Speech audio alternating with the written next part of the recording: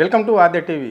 ఇప్పుడు మనతో పాటు బీఆర్ఎస్ సీనియర్ నాయకురాలు ఉద్యమకారిణి కూడా సత్యవతి గౌతమ్ ప్రసాద్ గారు మనతో ఉన్నారు. ఆమెను రాష్ట్రంలో జరుగుతున్న అనేక సమస్యలపైన అడిగి తెలుసుకునే ప్రయత్నం మనం చేద్దాం. మేడం నమస్కారం. నమస్తే అండి. బాగున్నారా? బాగున్నారు. ఓకే మేడం, చెప్పండి. అంటే నిన్న మలుపు ఈ ఫోన్ ట్యాపింగ్ కేసులో విపరీతమైన మలుపులు తిరగడం అనేది అయితే జరిగింది. గజ్వేల్ ఎమ్మెల్యే, మాజీ ముఖ్యమంత్రి కేసీఆర్ కూడా నోటీసులు పంపించడం అనేది జరిగింది. మరి ఎందుకు బీఆర్ఎస్ పార్టీ నాయకులను ఎందుకు టార్గెట్ చేయవలసి వస్తుంది? ఇక్కడ కాంగ్రెస్ గవర్నమెంటు గతంలో మాజీ మంత్రులైన హరీష్ రావుకు, కేటీఆర్ గారులకు, కొంతమంది ఎమ్మెల్యేలకు గిడ ఇవ్వడం అనేది జరిగింది నోటీసులు. ఇప్పుడు మాజీ ముఖ్యమంత్రి డైరెక్ట్గా ఆయన గిడ నోటీసులు ఇవ్వడం అనేది అయితే జరుగుతుంది. ఈరోజు విచారణకు రమ్మంటే కొన్ని కారణాల వల్ల మాజీ ముఖ్యమంత్రి అంటే మున్సిపల్ ఎన్నికల వల్ల ఆయన బిజీలో ఉండి రాను అని చెప్పడం అనేది కూడా జరిగింది సిట్టుకు. మరి దీన్ని ఎట్లా చూస్తారు మీరు? చూడడానికి ఏం లేదు, తెలంగాణ ప్రజలందరికీ కూడా స్పష్టమవుతుంది, అర్థమవుతుంది. ఏంటి అని అంటే 2 ఏళ్ల తెలంగాణ పాలనలో ఈ కాంగ్రెస్ ప్రభుత్వం వాళ్ళు ఇచ్చినటువంటి 6 గ్యారంటీలు 420 హామీలు నెరవేర్చలేదు. ఎన్నికలు మున్సిపల్ ఎలక్షన్స్ వచ్చాయి. రేపు డోర్ టు డోర్ క్యాంపెయినింగ్కి కాంగ్రెస్ వాళ్ళు వెళ్ళాలి. వాళ్ళకి మీరు ఏం చేశారు 2 ఏళ్లలో అని చెప్పేసి ప్రజలు అడిగితే సమాధానం చెప్పడానికి వాళ్ళ దగ్గర ఆన్సర్ లేదు. కాబట్టే ఇప్పుడు బీఆర్ఎస్కి దారులు సుగమమైనవి. ఎందుకంటే 10 ఏళ్ల బీఆర్ఎస్ పాలన ఎంత బాగుంది అనేది ఈరోజు సెంట్రల్ గవర్నమెంట్ చేసినటువంటి ఎకనామిక్ సర్వేలో 60 సంవత్సరాలలో ఏ పార్టీ చేయనటువంటి అభివృద్ధిని 10 ఏళ్లలో కేసీఆర్ గారు చేసి చూపించారు. కాళేశ్వరము నీళ్లు 89 లక్షల ఎకరాలు ఇవాళ బీడు భూములు ఏవైతే ఉన్నాయో సాగులోకి వచ్చి సస్యశ్యామలమైనటువంటి పరిస్థితి. ఈ పరిస్థితి ఇవాళ సెంట్రల్ గవర్నమెంట్ చేసినటువంటి సర్వేలో మనకు బయటపడుతున్నటువంటి అంశము. ఇవాళ తెలంగాణ ప్రజలకు కూడా బీఆర్ఎస్ ప్రభుత్వము అంటే పోయిన తర్వాత కాంగ్రెస్ వాళ్ళు అధికారంలోకి వచ్చిన తర్వాత ఈ 2 ఏళ్లలో కేసీఆర్ గారు ఎందుకు గుర్తుకొస్తున్నారు అంటే ఆ రోజున్న రైతు బంధు ఇవాళ రావట్లేదు, ఆ రోజున్న రైతు బీమా ఇవాళ రావట్లేదు, ఆ రోజు రైతులకు ఏదైనా సమస్య వస్తే చెప్పుకోవడానికి స్థానిక ఎమ్మెల్యేలు ఎవరైతే ఉన్నారో ఈ రోజు ఉన్నటువంటి ఎమ్మెల్యేలు ఎవరు కూడా వాళ్ళ పరిస్థితులను పట్టించుకునే పరిస్థితి లేదు. ఈ రకంగా ఏ సమస్య తీసుకున్నప్పటికీ కూడా విద్యారంగానికి సంబంధించిన అంశం కావచ్చు, నిరుద్యోగుల అంశం కావచ్చు, అదేవిధంగా ఇతర రంగాలు కుదేలబడినటువంటి పరిస్థితి. కాబట్టి కేసీఆర్ గారు గుర్తుకొస్తున్నారు ప్రజలకి, మా సారే రావాలని చెప్పేసి అంటున్నారు. ఈ సందర్భంలో సమాధానం చెప్పలేని రేవంత్ రెడ్డి ఇలాంటి సిట్ విచారణ పేరుతో ఫోన్ ట్యాపింగ్ పేరుతో మీరు ఒక్కటే గుర్తుపెట్టుకోండి, సెంట్రల్ గవర్నమెంట్ అంటే భారత కేంద్ర ప్రభుత్వము ఆస్కారం లేకుండా టెలికమ్యూనికేషన్ సంస్థ పర్మిషన్ లేకుండా ఫోన్ ట్యాపింగ్ స్టేట్ గవర్నమెంట్స్ చేసే అవకాశాలు ఉంటాయి? అసలు నిజంగా ఒక కేసీఆర్ గారు అట్లా అంటే అత్యుత్సాహంతో లేదంటే విధులకు వ్యతిరేకంగా ఒకవేళ ఫోన్ ట్యాపింగ్ చేసి ఉంటే సెంట్రల్ గవర్నమెంట్ ఊరుకునేదా? బీజేపీ గవర్నమెంట్ చర్యలు తీసుకునేది కదా కేసీఆర్ గారి మీద? బీజేపీ గవర్నమెంట్ వదిలిపెట్టేదా కేసీఆర్ గారిని? కాదు కదా. అంటే ఇక్కడ వాస్తవం ఏంటంటే ఫోన్ ట్యాపింగ్ జరగలేదు, కానీ దీన్ని ప్రజల్లో మళ్ళీ మళ్ళీ మళ్ళీ మళ్ళీ ఒక భూతంలాగా చూపించాలి. వాళ్ళు ఏదైతే ఫెయిల్ అయ్యారో తెలంగాణలో ఆ ఫెయిల్యూర్స్ను బయటపడకుండా ఉండాలి అంటే దీన్ని భూతంలాగా చూపించాలి. దానిలో భాగంగానే కేటీఆర్ గారికి, హరీష్ రావు గారికి, సంతోష్ రావు గారికి, మన మాజీ సీఎం గారికి, కేసీఆర్ గారికి కూడా నోటీసులు ఇవ్వడం జరుగుతుంది. దీనివల్ల ఏమీ కాదు, ఇదంతా ఉట్టి ట్రాష్. అంటే ఫోన్ ట్యాపింగ్ వల్ల గూఢాచారి వ్యవస్థను గతం నుంచి కూడా మనం చూస్తున్నాం కదా, రాజుల కాలం నుంచి కూడా ఒక ఇన్ఫర్మేషన్ అనేది ఉండాలి. కాబట్టి రాజుకు ఆ విధంగా ఇక్కడ ఉన్న రాష్ట్ర ముఖ్యమంత్రి వర్యులకు అలాంటిది అయితే కావచ్చు. కానీ కాంగ్రెస్ నాయకులు కూడా గతంలో మన్మోహన్ సింగ్ ప్రధానమంత్రి ఉన్నప్పుడు దాదాపుగా ఈ దేశంలోనే 900 మంది ఫోన్ ట్యాపింగ్ చేశామని చెప్పేసి కూడా ఆయన కూడా చెప్పడం అనేది జరిగింది. మరి ఇదంతా ఇంత ఇన్వాల్వ్మెంట్ ఉన్నాక దీనికి ఓ చట్టభద్రత ఉన్న తర్వాత మరి బీజేపీ ఎందుకు ఇన్వాల్వ్ కావడం లేదు? ఇక్కడ సెంట్రల్ గవర్నమెంట్ బీజేపీ ఎందుకు ఇన్వాల్వ్ కావడం లేదు? ఇక్కడ ఇది ఒకటి అర్థం చేసుకోవాల్సిందంటే రాజకీయాల్లో ఉన్న వాళ్ళము ఏ వ్యవస్థ అయినా సరే, ఇవాళ బీఆర్ఎస్ ఉండని, బీజేపీ ఉండని, కాంగ్రెస్ ఉండని, రాష్ట్రంలో శాంతి భద్రతలు బాగున్నాయా లేదా, పరిపాలన సరిగ్గా ఉందా లేదా అనే అంశాల మీద ఇంటెలిజెన్సీ ఖచ్చితంగా కొంతమంది ఫోన్ ట్యాప్ చేస్తుంది. అది ఆ ఇంటెలిజెన్స్ వ్యవస్థకు సంబంధించిన విషయం, అది సీఎంకు సంబంధించిన విషయం కాదు. దాన్ని ఇక్కడ కాంగ్రెస్ వాళ్ళు ఏం చేస్తున్నారంటే ఇంటెలిజెన్స్ చేసినటువంటి అంశాలు ఏవైతే ఉన్నాయో దాన్ని కేసీఆర్ గారికి అంటగడుతున్నారు. ఈ రెండు వేరు వేరు అని చెప్పేసి మేము చెప్పదలుచుకున్నాము. ఇంటెలిజెన్స్ వ్యవస్థ ఇప్పుడు ఎగ్జాంపుల్ మేము ఉస్మానియా యూనివర్సిటీలో ఉద్యమం చేస్తున్నప్పుడు తెలంగాణ ఉద్యమంలో మేము ఎక్కడున్నామో ఇంటెలిజెన్స్ వాళ్ళకి తెలిసేది. మేము ఎంత రహస్యంగా గోడలు దూకి మేము అసెంబ్లీ ముట్టలు చేయాలనుకున్నా, లేదంటే ఎన్సీసీ గోడలు దూకి మేము బయటికి రావాలని చెప్పేసి అనుకున్నా, లేదంటే ఒక దిష్టిబొమ్మ దగ్ధం చేయాలనుకున్నా, మా హాస్టల్స్ నుంచి ఆర్ట్స్ కాలేజీ వరకు పొయ్యేలోపే మేము అరెస్ట్ అయ్యే పరిస్థితులు ఉండేవి. అంటే మేము బయటికి వచ్చిన విషయం ఎట్లా తెలుస్తుండే? మా ఫోన్స్ ట్యాప్ అవుతుండే, లేదా వాళ్ళకి సంబంధించినటువంటి ఇంటెలిజెన్సీ వర్గం ఏదైతే ఉందో వాళ్ళందరూ మఫ్టీలో ఉండేవాళ్ళు, వాళ్ళు మాకు పోలీసులను కూడా తెలియకపోతుండే. అలాంటి వ్యవస్థ పోలీసు వ్యవస్థ ఉంటది. దానికి ముఖ్యమంత్రి గారికి సంబంధం ఏముంది అసలు? దాన్ని ముఖ్యమంత్రి గారికి ఎందుకు లింకు చేయాలి? మాజీ ముఖ్యమంత్రి అంటే రాజకీయ ఎందుకు లింకు చేయాలి? రాజకీయ నాయకులు ఇప్పుడు ఆ రోజు తెలంగాణ ఉద్యమంలో చేసి ఉద్యమకారులందరినీ అరెస్ట్ చేసి ఉద్యమకారులందరినీ జైల్లోకి పంపించి ఉద్యమకారులందరూ వాళ్ళు ఉద్యమాలు చేస్తున్న ఆందోళనలు చేస్తున్న సందర్భంలో వాళ్ళని చెయ్యనీయకుండా ర్యాలీలు కావచ్చు, ధర్నాలు కావచ్చు, రకరకాల ఆందోళనలు జరిగినాయి, అవునా కదా? చేసిన దానికి కూడా వాళ్ళు నేరస్తులు అవుతారా? మరి ఆ రోజు కిరణ్ కుమార్ రెడ్డి నేరస్తుడు అవుతాడా? లేకపోతే అంతకన్నా ముందున్న రోషయ్య నేరస్తుడు అవుతాడా? ఎవరిని మీరు అంతెందుకు? ఇవాళ రేవంత్ రెడ్డి గారు ఉన్నారు. రేవంత్ రెడ్డి గారు ఫోన్ ట్యాప్ చేయలేదని చెప్పేసి మీరు అనుకుంటున్నారా? ఫోన్ వ్యవస్థని ఆయన యూజ్ చేసి మరి ముఖ్యమంత్రి చెప్పిండు కదా ఫోన్ ట్యాపింగ్లు అవుతాయి అని చెప్పిండు కదా. ఇంకేంటి అంటే రెండు నాలుకల వైఖరి, ద్వంద్వ వైఖరి. అంటే నీకు ఏది నచ్చితే అది మాట్లాడతావు, నీకేది దోస్తే అది మాట్లాడతావు. నీకు ఒక పద్ధతి పాడు అనేది ఏం లేదు. కానీ తెలంగాణకు ఒక పద్ధతి ఉంది. తెలంగాణకు ఒక పద్ధతిని కేసీఆర్ గారు నేర్పించారు. ఒక ఉద్యమ వారసత్వం ఉంది. ఒక మంచి వాతావరణ పరిస్థితిని తెలంగాణలో ఒక భావజాలాన్ని నేర్పించుడు కేసీఆర్ గారు. దానికి భిన్నంగా ఇవాళ నువ్వు వ్యవహరిస్తున్నావు. అది నువ్వు ప్రజలలో చులకనైపోయావు. ప్రజల్లో నిన్ను చీకొడుతున్నారు. అసలు మీరు ఒక్కొక్క ఛానల్స్లలో చాలా మంది పెద్ద పెద్ద వాళ్ళు, ఒకప్పుడు అంటే కొంచెం ఇంటలెక్చువల్స్ చదువుకున్న వాళ్ళు మాత్రమే ప్రభుత్వాల మీద మాట్లాడేవాళ్ళు. ఇవాళ అట్లా కాదు, ఊర్లలో ఉన్న వాళ్ళు ప్రతి ఒక్కరు మాట్లాడుతున్నారు. అసలు కాంగ్రెస్ మీద, ముఖ్యంగా రేవంత్ రెడ్డి మీద, రేవంత్ రెడ్డి వ్యవహార శైలి మీద ప్రతి ఒక్కరు దుమ్మెత్తి పోస్తున్నారు. అసలు ఇంకా చెప్పకూడదు, ఊంచుతున్నారు.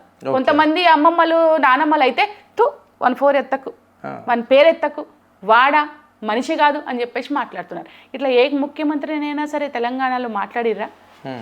హక్కున చేర్చుకున్నారు. కేసీఆర్ గారిని హక్కున చేర్చుకున్నారు. రైట్, మీరు అన్నట్లుగానే నన్ను అంత గలీజ్ బూత్ మాటలు తిడుతున్నారు అని చెప్పేసి నిండు అసెంబ్లీలో కూడా రాష్ట్ర ముఖ్యమంత్రి చెప్పిండు. అది కేవలం బీఆర్ఎస్కి సంబంధించిన సోషల్ మీడియా వారియాసే తిట్టిపిస్తున్నారు అని చెప్పేసి కూడా అన్నాడు. మరి దీన్ని ఎట్లా చూస్తారు? అది వాస్తవమేనా? బూతుకు పరమార్థమే రేవంత్ రెడ్డి. అసెంబ్లీలో కూడా బూతులు మాట్లాడి చులకనవుతున్నాడు రేవంత్ రెడ్డి.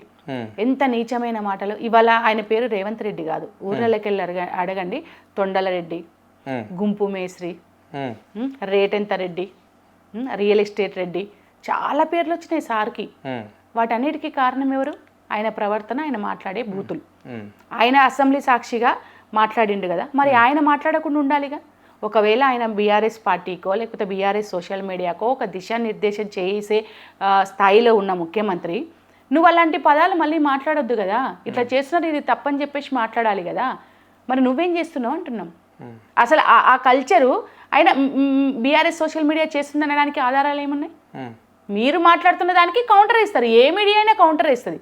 పబ్లికే కౌంటర్ వేస్తున్నారు కదా. పబ్లికే కదా అక్కడ గీటురాయి, పబ్లిక్ వాయిసే కదా మనకు. రైట్, ఇది ఇట్లా ఉంటే మరి ఎందుకు బీఆర్ఎస్ విద్యార్థి విభాగానికి చెందిన నాయకులపైన కేసులు ఎందుకు ఇందుగానం నమోదవుతున్నాయి? విద్యార్థుల భవిష్యత్తు ఏంటి? మరి ఇట్లా కేసులు పెడుతుంటే సరే, రాజకీయ నాయకులపైన అంటే అయినాయి అనుకుందాం, మరి విద్యార్థి నాయకులపైన ఎందుకు టార్గెట్ చేస్తుంది రాష్ట్ర సర్కార్? వాళ్ళు అధికారంలోకి వచ్చే కన్నా ముందు చెప్పింది ఏంది? ఎన్నికల సందర్భంగా 6 గ్యారెంటీలతో పాటు 7వ గ్యారెంటీ ఏంటంటే, మేము అంటే మాట్లాడే స్వేచ్ఛ కావచ్చు, అదేవిధంగా ప్రశ్నించే స్వేచ్ఛ కావచ్చు, తెలంగాణ ఒక స్వేచ్ఛాయుతమైన వాతావరణంలో ఉండడానికి మేము ప్రజాపాలన తీసుకొస్తామని చెప్పారు. దానికి పూర్తి భిన్నంగా ఇవాళ పనిచేస్తున్నారు వాళ్ళు. మీకు బీఆర్ఎస్వి విద్యార్థి సంఘం ప్రశ్నిస్తే భయం ఎందుకు? నిజమైతే నిజమని చెప్పండి, అబద్ధమైతే అబద్ధం అని చెప్పండి.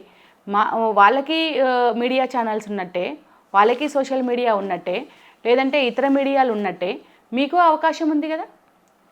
మీ మీద వస్తున్నటువంటి ఆరోపణలని ఓపెన్గా కాదు అని చెప్పి ఖండించే వ్యవస్థ మీకు లేదా? ఉంది. అయినా మీరు అట్లా చేయకుండా ఎందుకు కేసులు పెడుతున్నారంటే కక్ష సాధింపు. రైట్. ఇంకో విషయానికి వస్తే, రాష్ట్రంలో నిండు అసెంబ్లీలో రాష్ట్ర ముఖ్యమంత్రి రేవంత్ రెడ్డి ఆయన ఇష్టానికి వచ్చినట్ల లాంగ్వేజ్ యూజ్ చేస్తుంటాడు ఎప్పుడు. మొన్నటికి మొన్న మనం చూసిన అసెంబ్లీ సమావేశాలలో కేసీఆర్ లంగిడ ఒక పదజాలం వాడిండు. ఆయన బడివేగళ్ళు ఆయన రాకుండా మాజీ ముఖ్యమంత్రి రాకుండా ఈ బడివేగలను ఇద్దరు బడివేగలను పంపిస్తాడు ఈ అసెంబ్లీకి అన్నాడు. మరి దీన్ని ఎట్లా చూస్తారు? ఇలాంటి వ్యాఖ్యలను గతంలో భారతదేశానికి స్వాతంత్రం వచ్చి దాదాపుగా 78 సంవత్సరాలు అవుతుంది. ఏ అసెంబ్లీ అన్న ఇలాంటి వ్యాఖ్యలు ఏ ముఖ్యమంత్రి అన్న చేసిండా? లేదు, చాలా దుర్మార్గము, అంటే చాలా నీచం అసలు. ఎందుకంటే చాలా తెలంగాణ అంతా సిగ్గుపడుతుంది. ఈయన మాట్లాడే మాటలకి, ఈయన వ్యవహార శైలికి తెలంగాణ అంతా సిగ్గుపడుతుంది. ఎందుకు సిగ్గుపడుతుంది అని అంటే, ఒకవైపు ఏమో చావు నోట్లో తలకాయ పెట్టి తెలంగాణ కోసము తను ప్రాణత్యాగమైనా చేస్తాను, నా తెలంగాణ బిడ్డలకు తెలంగాణ కావాలి, ఇక్కడ నక్సలిజము పెరగొద్దు, యువకులకు ఉద్యోగాలు కావాలి, మా నీళ్లు మాకు కావాలి, మా నిధులు మాకు కావాలి, మా పరిపాలన మాకు కావాలి, దానికి నేను చావడానికైనా సిద్ధమని చెప్పేసి ఒక త్యాగపూరితమైనటువంటి దానికి దారులు వేసి తెలంగాణ సాధించినటువంటి ఒక మహోన్నతమైన వ్యక్తి మన కళ్ళ ముందుంటే, ఆ తెలంగాణని ఇంకో 100 ఏళ్ళు వెనక్కి తీసుకుపోవడానికి సిద్ధమైనటువంటి వ్యక్తి రేవంత్ రెడ్డి. చాలా నీచంగా ఆ మహోన్నతమైన వ్యక్తి గురించి మాట్లాడే మాటలు ఏవైతే ఉన్నాయో, ఆ వారసత్వాన్ని కొనసాగిస్తున్నటువంటి కేటీఆర్ గారిని క్యారెక్టర్ అసాసినేషన్ కావచ్చు, లేకపోతే అసెంబ్లీ సాక్షిగా మాట్లాడుతున్నటువంటి మాటలు ఏవైతే ఉన్నాయో నిజంగా క్షమించరానివి. మొత్తం భారతదేశ చరిత్రలో ఇంత దరిద్రంగా ఏ ముఖ్యమంత్రి కూడా లేడు. రైట్. చాలా నీచంగా, దరిద్రం కాదు, చాలా నీచంగా చంద్రబాబు నాయుడి మెప్పు కోసం, చంద్రబాబు నాయుడి అంటే ఆయన ఆలోచనలు ఏవైతే ఉన్నాయో తెలంగాణకు సంబంధించి, ఆయన కుట్రలు ఏవైతే ఉన్నాయో దాన్ని ఇంప్లిమెంట్ చేయడం కోసము వీళ్ళని క్యారెక్టర్ పరంగా మాట్లాడుతున్నటువంటి సందర్భాలు ఉన్నాయి. తెలంగాణలో ఉన్నటువంటి నీళ్ళని అటు తరలించడానికి ప్రజల్ని మభ్యపెడుతూ, ప్రజల్ని డైవర్ట్ చేస్తూ చేస్తున్నటువంటి పనులున్నాయి, అనేక అంశాలు ఉన్నాయి. కానీ అసెంబ్లీ సాక్షిగా మాట్లాడుతున్నటువంటి మాటలు ఏవైతే ఉన్నాయో క్షమించడానివి, చాలా దుర్మార్గమైనవి. ప్రజలే బుద్ధి చెప్తారు రేవంత్ రెడ్డికి. రైట్. మాజీ ఎమ్మెల్యే ఆరూర్ రమేష్ మొన్న బీఆర్ఎస్ తీర్థాన్ని కూడా పుచ్చుకున్నాడు. అదేవిధంగా అదే పార్టీ బీజేపీ నుంచి రావడం జరిగింది. అదే పార్టీలో ఉన్న బీజేపీ అగ్రనేత ఈటల రాజేందర్ కూడా కేటీఆర్కి నోటీసులు పంపించిన రోజు అన్నాడు ఓ మాట, మా బాస్ ఎప్పుడు కేసీఆర్ అన్నాడు. మరి దీన్ని ఎట్లా చూస్తారు ఈటల రాజేంద్ర వ్యాఖ్యలను? అది కేసీఆర్ గారి గొప్పతనం. ఎందుకంటే పార్టీ నుంచి వెళ్ళిపోయి ఇంకో పార్టీలో ఉండి ఆ పార్టీలో ఎంపీ అయినప్పటికీ కూడా కేసీఆర్ గారే మా బాస్ అని చెప్పేసి ఇవాళ ఈటల రాజేందర్ గారు చెప్తున్నారు అంటే, కేసీఆర్ గారి పరిపాలన ఇవాళ కంప్లీట్గా ప్రజలు కోరుకుంటున్నారు కదా. కేసీఆర్ గారిని దగ్గరుండి ఉద్యమ సమయంలో కావచ్చు, లేదంటే తెలంగాణ ఏర్పడిన తర్వాత కేసీఆర్ గారి అడుగుజాడల్లో నడిచిన వ్యక్తి కదా. ఇదొకటే కాదు, కాళేశ్వరానికి సంబంధించి కూడా వేసినటువంటి నోటీసులు ఏవైతే ఉన్నాయో సిట్ కమిషన్ అప్పుడు కూడా ఈటల గారు చాలా బాగా మాట్లాడారు, చాలా అబద్ధం అని చెప్పారు. రేవంత్ రెడ్డి కక్షపూరితంగా వ్యవహరిస్తున్నాడు అని చెప్పేసి మాట్లాడారు. చాలా సంతోషంగా ఉంది. సందర్భంగా నేను ఈటలన్నకి నాకు కూడా మంచి అంటే సాన్నిహిత్యం ఉంది. అన్న అనేకసార్లు ఉస్మానియా యూనివర్సిటీలో మేము ఉద్యమం చేస్తున్నప్పుడు వచ్చాడు, మాట్లాడాడు, మాకు అండగా నిలబడ్డాడు, మాకు అన్నం పెట్టాడు, కేసులు అయితే బయటకు తీసుకురావడం జరిగింది. కాబట్టి అన్న మీరు ఆలోచించండి, ఖచ్చితంగా తెలంగాణ బీఆర్ఎస్ను కోరుకుంటుంది, కేసీఆర్ గారి నాయకత్వాన్ని కోరుకుంటుంది, మీరు తిరిగి బీఆర్ఎస్లోకి వస్తే బాగుంటుందనేది నేను మనస్ఫూర్తిగా కోరుకుంటున్నాను ఒక ఉద్యమ నాయకురాలుగా. Okay, right. ఇంకో విషయానికి వస్తే బీఆర్ఎస్ పార్టీ వైపు చాలామంది రూలింగ్ పార్టీలో ఉన్న ఎమ్మెల్యేలే కావచ్చు, లేకుంటే సెకండ్ క్యాడర్కి సంబంధించిన నాయకులే కావచ్చు, అక్కడ బీజేపీ నాయకులు కూడా సంబంధించి బీజేపీ క్యాడర్ కూడా చూస్తుంది బీఆర్ఎస్ పార్టీకి రావడానికి అని చెప్పేసి కూడా బయట అనుకుంటున్న మాటలు. కానీ ఇంకో కొంతమంది ఏమంటున్నారంటే బీఆర్ఎస్ పార్టీ లేకుండానే అయిపోతుంది రాష్ట్రంలో అని చెప్పేసి కాంగ్రెస్కి సంబంధించిన కొంతమంది నాయకులు అంటున్నారు. మరి ఈ మాటలను ఎట్లా చూడాలి? ఈ రెండింటిని ట్యాల్ చేస్తే ఏది కరెక్ట్ అనుకోవాలి ఈ రాష్ట్రంలో? కాంగ్రెస్ లేకుండా అంటే కాంగ్రెస్ బీఆర్ఎస్ లేకుండా పోతుంది అని అనడం అయితే కంప్లీట్ అబద్ధం. ఎందుకంటే నిన్న జరిగిన స్థానిక సంస్థల ఎన్నికల్లో ఏ ఎమ్మెల్యే కూడా పెద్దగా బాధ్యత తీసుకొని కింది స్థాయికి పోయి బీఆర్ఎస్కు ఇండైరెక్ట్గా సపోర్ట్ చేసిన ఉంటారు కదా. అంటే స్థానిక సంస్థల్లో గుర్తులు ఏముండవు, కానీ ఎవరికి వాళ్ళే నిలబడ్డప్పటికీ కూడా బీఆర్ఎస్కి వచ్చిన సీట్లన్నీ ఆల్మోస్ట్ దగ్గర వచ్చాయి, మంచి మెజారిటీ వచ్చింది. ఇవాళ పార్టీ గుర్తుతో వెళ్తున్నాం రైట్ మున్సిపల్ ఎన్నికల సందర్భంగా. ఇంకా మా మెజారిటీ పెరుగుతుంది, ఇంకా పోతుంది అని అంటే ఇక్కడ ఆధారాలు కళ్ళ ముందు కనపడుతున్నప్పుడు అబద్ధాలు మాట్లాడితే అర్థం ఏముంటుంది? వాళ్ళకి భయం పుట్టుకుంది. ఎందుకు భయం పుట్టుకుంది అని అంటే 6 గ్యారంటీలు జీరో, 420 హామీలు జీరో. అంతెందుకు బీసీ రిజర్వేషన్ 42% బీసీ రిజర్వేషన్ ఎక్కడ పోయింది? ఎన్ని మాట్లాడిండు, కుండ బద్దలు కొట్టి బెంచీలు కొట్టి నేను ఖచ్చితంగా 42% రిజర్వేషన్ ఇంప్లిమెంట్ చేసిన తర్వాత నేను ఎన్నికల్లోకి వస్తా అని చెప్పేసి మాట్లాడింది స్థానిక సంస్థల ఎన్నికలు. ఏమైంది రేవంత్ రెడ్డి? మేము ప్రశ్నిస్తున్నాం, సమాధానం చెప్పు. ఈ ప్రశ్నకి సమాధానం నీ దగ్గర ఉంటే అప్పుడు మేము ఆలోచిస్తాం. ఏ గ్యారంటీ నువ్వు అమలు చేసినావని చెప్పేసి మాట్లాడుతున్నావు? ఆ రోజు రైతు బంధు గురించి ఏం మాట్లాడినావు? 10 ఎకరాలు ఉన్న వాళ్ళకి ఎందుకు ఇచ్చిరు, 20 ఎకరాలు ఉన్న వాళ్ళకి ఎందుకు ఇచ్చిరు, 100 ఎకరాలు ఉన్న వాళ్ళు ఎందుకు ఇచ్చిరు అని చెప్పేసి మాట్లాడుతున్నావు. ఇవాళ నువ్వు పెట్టిన ఉచిత బస్సులో ఎవరు ప్రయాణం చేస్తారు? టీచర్లు ప్రయాణం చేయట్లేరా? మరి వాళ్ళకి ప్రభుత్వ ఉద్యోగం ఉంది, వాళ్ళకి ఎందుకు టికెట్లు తీసుకోవట్లేదు? లేకపోతే గ్రామాలలో పనిచేస్తున్నటువంటి ఏ స్థాయి ప్రభుత్వ ఉద్యోగులైనా ఇవాళ బస్సులు ఎక్కుతున్నారు. ఆర్థికంగా చాలా బాగా ఉన్న వాళ్ళు కూడా బస్సులు ఎక్కుతున్నారు. మరి వాళ్ళకి టికెట్లు లేదే? వాళ్ళు ప్రజాస్వామ్యంలోనే ఉన్నారు కాబట్టి ఎక్కుతారు కదా. మరి వీళ్ళు ప్రజాస్వామ్యంలో లేరా? ఇప్పుడు 10 ఎకరాల పొలం ఉన్నోళ్ళు ఆ పథకానికి వర్తించరా? తప్పెట్లా అవుతుంది? అంటే మీలాంటి రావులకు మీలాంటి రెడ్డిలకి ఎక్కువ ఉంటాయి కదా భూములు. ఎస్సీ ఎస్టీ బీసీ మైనారిటీలకు గ్రామ వాళ్ళకే ఉంటాయి. అవును, తెలంగాణ అవునండి. 100 ఎకరాలు ఉంటే ఏం లాభం నీళ్లు లేనప్పుడు, 1000 ఎకరాలు ఉంటే ఏం లాభం అవి బీడుబడ్డ భూములు అయినప్పుడు? తెలంగాణ రాకన్నా ముందు ఆ భూములకి రేట్ ఎక్కడిది? తెలంగాణ వచ్చిన తర్వాత కేసీఆర్ గారు కాళేశ్వరం కట్టిన తర్వాత నీళ్ళు వచ్చిన తర్వాత ఒక 10 ఏళ్ల కాలమే కదా పంట పండించుకోవడానికి అవకాశం వచ్చింది. ఆర్థికంగా ఎంత మంది వెనకబడతనంతో ఉన్నారో తెలుసా? చాలా మంది ఉన్నారు. మేమున్నాము, మాకు కూడా చాలా పొలం ఉండింది. కానీ పెట్టుబడి లేని సందర్భము, పెట్టుబడి లేక పొలాలన్నీ బీడుపడ్డటువంటి సందర్భము. కేసీఆర్ గారు వచ్చిన తర్వాత పెట్టుబడి ఇచ్చిన తర్వాత కదా ఆ పొలాలు పండినాయి. ఎందుకు ఇవాళ తెలంగాణ సస్యశ్యామలమైంది? పంజాబ్తో ఒక హర్యానాతో ఎందుకు పోటీ పడగలిగింది అంటే because of Rythu Bandhu, because of Kaleshwaram. ఇవాళ ఎందుకు గర్వంగా రైతులు గుండె మీద చేసుకొని పండుకున్నారు కేసీఆర్ పరిపాలనలో? ఇవాళ ఎందుకు ఆత్మహత్యలు జరుగుతున్నాయి? మరి నువ్వు మాట్లాడమే, నువ్వు ఇస్తా అన్న రైతు బంధు ఏది? ఆయన 10,000 ఇచ్చిండు, 15,000 ఇస్తా అన్నావు. ఏమైంది? ఎన్నిసార్లు ఇచ్చినావు? లెక్కలు దిద్దాం. ఇవాళ 2 లక్షల రుణమాఫీ అని చెప్పేసి మాట్లాడినావు. ఎంతమందికి రుణమాఫీ అయ్యింది? లెక్కలు తీయండి. ప్రజలు ఊర్లలోకి పోతే కాంగ్రెస్ వాళ్ళని ఎందుకు రానియట్లేరు ఇళ్ళకి? ఎందుకు ప్రశ్నిస్తున్నారు? మీరు ఇప్పుడు వడ్లు కొంటామని చెప్పేసి మాట్లాడారు. పంట పండిన తర్వాత కొనాల్సినటువంటి బాధ్యత ప్రభుత్వానిది. దానికి ఏమంటారు, ఒక 1500 500 ఎక్స్ట్రా ఇస్తా అని చెప్పేసి చెప్పావు. ఇచ్చావా బోనస్? ఇవ్వలేదే. ఈ రోజుకు డబ్బులు పడని పరిస్థితి వాళ్ళకి.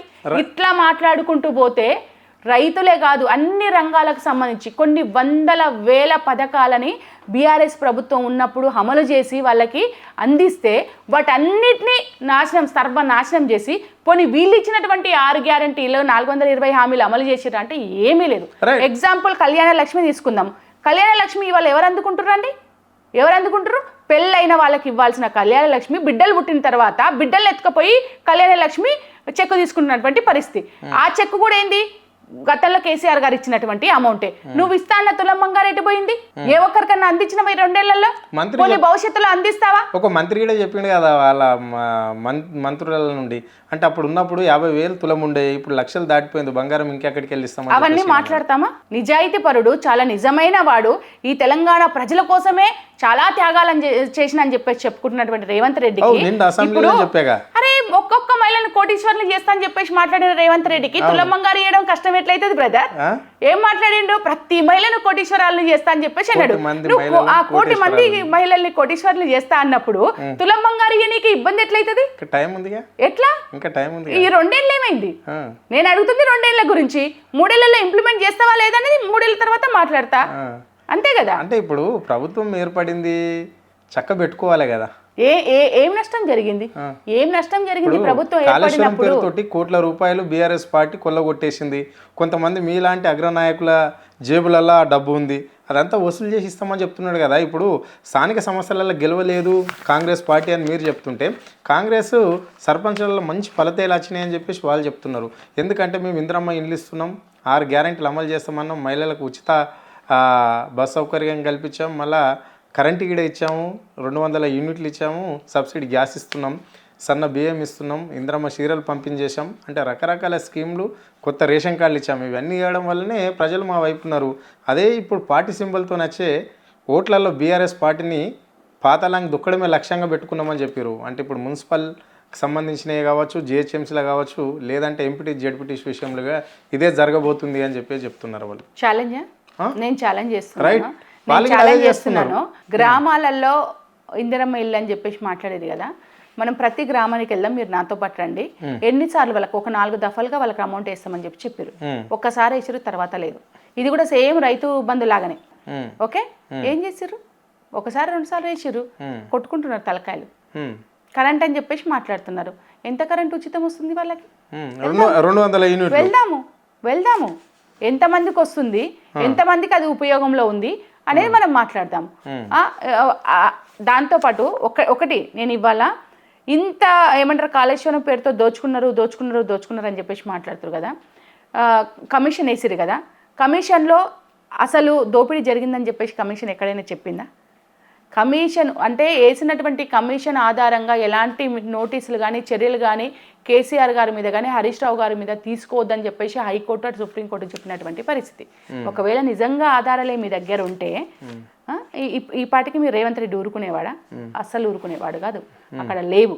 రెండోది ఏంటంటే తెలంగాణకు సంబంధించినటువంటి కాళేశ్వరం ఇవాళ జీవధార అయింది. ఆ కాళేశ్వరంతోనే ఇవాళ కేసీఆర్ గారికి ప్రజల గుండెల్లో స్థానం మిగిలిపోయింది. దాన్ని నాశనం చేయడం కోసము 2 చోట్ల నిజ నిర్ధారణ కమిటీ కూడా కొంతమంది, నేను ఈ మధ్య చూసాను, ఇది మన జర్నలిస్టులు కూడా కొంతమంది వెళ్ళడం జరిగింది. అక్కడ ఇసుక మాఫియాకు సంబంధించి కాంగ్రెస్ వాళ్ళకి సంబంధించినటువంటి వాళ్ళే వాటిని బాంబులు పెట్టి పేల్చేసినటువంటి పరిస్థితి. దీని మీద ఏం మాట్లాడతారు? ఇది ప్రజల్లోకి రావాలి, ప్రజలకు తెలియాలి, దీని మీద చర్చ జరగాలి. ఎంతసేపు కాళేశ్వరం మీద దోపిడీ జరిగింది అంతెందుకు రేవంత్ రెడ్డి సొంత మామనే ఏమో 94 లక్షల కోట్లు అయితే 1,00,000 కోట్లు జరిగిందని చెప్పేసి మాట్లాడుతున్నారని చెప్పేసి ఆయనే కామెంట్ చేసిండు. మరి దీన్ని ఏమందాం? ఇదంతా అబద్ధం. ఎందుకనంటే ఆయన సీఎం కావాలని చెప్పేసి అనుకున్నాడు. దానికి కారణం ఏంటంటే ఒకటి అబద్ధాలు చెప్పిందే చెప్పి జరిగినటువంటి అభివృద్ధి పక్కకు పోయే వైపుగా సోషల్ మీడియాను ఉపయోగించుకొని కొన్ని సామాజిక వర్గాలను ఉపయోగించుకొని అధికారంలోకి రావడం జరిగింది. అధికారంలోకి వచ్చిన తర్వాత ఆయన డొల్లాతనం ఏందో ప్రజలకు అర్థమైంది. ప్రజల్లో మీరు కేసీఆర్ చేసిండు కదా, కేసీఆర్ గారి కన్నా ఎక్కువ చేశాడేమో అని అనుకున్నారు. ఎందుకంటే కళ్యాణ లక్ష్మి ఇస్తున్నారు, దీంతో పాటు తులం బంగారు అన్నాడు, 2 లక్షల రుణమాఫీ అన్నాడు, అక్కడ 10,000 రైతు బంధు అయితే 15,000 అని అన్నాడు, కౌలు రైతులకు కూడా రైతు బంధు అన్నాడు. మరి ఏమైంది? ఏం లేదు, జీరో. కాబట్టి ఇప్పుడు ప్రజలు ప్రశ్నిస్తారు. ఇప్పుడు ఎన్నికలకు పోవడానికి మొహం చాటేయడం కోసం ఇక సిట్టు పేరుతోటి టెలిఫోన్ అసలు సుప్రీంకోర్టే అడిగింది, అయ్యా వింటే ఏమైంది అయ్యా బాబు మీ టెలిఫోన్లు ఏమైంది, నువ్వేం తప్పు చేయనప్పుడు నువ్వు ఎందుకు భయపడ్డావు అని చెప్పేసి మాట్లాడుతుంది సుప్రీంకోర్టు ధర్మాసనం మాట్లాడుతుంది. ఇంకెందుకు భయం నీకు? రైట్. మీరేమో రేవంత్ రెడ్డి అయిపోయింది ఈడికే ఈ 5 సంవత్సరాలు తప్ప మళ్ళీ ముఖ్యమంత్రి కాదనేమో బీఆర్ఎస్ పార్టీ నాయకులు అంటుంటే ఆయన ఒకటే చెప్తున్నాడు, మీ అధినేత కేసీఆర్కు మీ గుండెలా రాసి పెట్టుకోండి, ఇంకా 10 సంవత్సరాలు ఈ రాష్ట్రాన్ని పాలించేది నేనే, కాంగ్రెస్ పార్టీ అధికారం ఉంటుంది అని చెప్తున్నాడు. దీన్ని ఎట్లా చూస్తారు? జూబ్లీ హిల్స్ ఎలక్షన్స్ జరిగినాయి కదా, రైట్. జూబ్లీ హిల్స్ ఎలక్షన్స్లో ఎంత రిగ్గింగ్ చేశారో, ఎన్ని దొంగ ఓట్లు వేయించారో మొత్తం తెలంగాణ పబ్లిక్ చూసింది. నువ్వు అట్లాంటి పని చేస్తే ఏం చేయలేం, కానీ నీకు ప్రజల నుంచి ఎట్టి పరిస్థితుల్లో మద్దతు ఉండదు. ప్రజలు నిన్ను కోరుకోవట్లేరు, ప్రజలు కేసీఆర్ని కోరుకుంటున్నారు, కేసీఆర్ పరిపాలనను కోరుకుంటున్నారు. 10 ఏళ్ల తెలంగాణలో చాలా సంతోషంగా ఉన్నాం, శాంతి భద్రతలతో ఉన్నాము, చాలా సుఖంగా పడుకున్నామని చెప్పేసి అనుకుంటున్నారు. కానీ ఇవాళ నువ్వు చేసినటువంటి పనులు కావచ్చు, నీ పరిపాలన కావచ్చు, ఎవరికి కూడా ఇష్టం లేదు. నువ్వు దొంగతనంగా ఆ ఓటుకు నోటు కేసులో ఆ రోజు ప్రభుత్వాన్ని పడేయడం కోసం ఎట్లాంటి ప్రయత్నాలు చేసినావో ఇప్పుడు కూడా ఇంకో 10 ఏళ్ళు కొనసాగడానికి ప్రయత్నాలు చేస్తావేమో. కానీ తెలంగాణ ప్రజలేమో అమాయకులు కాదు, చాలా తెలివిగల వాళ్ళు. నీకు కర్రుగా కాల్చి వాత పెడతారు ఖచ్చితంగా. రైట్. చివరిగా చెప్పండి, ఇక్కడ ఈ రాష్ట్రంలో కొంతమంది గుసగుసలు అనుకుంటున్న మాటలు ఇవి, రేవంత్ రెడ్డి మారే అవకాశం ఉంది, బట్టి సీఎం అయ్యే అవకాశం ఉంది అంటున్నారు. మరి ఇది ఎంతవరకు కరెక్ట్? దీన్ని ఎట్లా చూడొచ్చు? అది కాంగ్రెస్ పార్టీ అంతర్గత వ్యవహారాలు. సరే, గతం నుంచి చాలా సంవత్సరాల నుంచి కాంగ్రెస్ పార్టీని నమ్ముకొని ఒక నిజాయితీ పరుడుగా పనిచేస్తున్నటువంటి, అంటే వాళ్ళ అధిష్టానానికి ఆ చూపు బట్టి గారి మీద ఉంది కాబట్టి ఉండొచ్చు. Right. Thank you madam, me time మాకు కేటాయించినందుకు ధన్యవాదాలు. Thank you.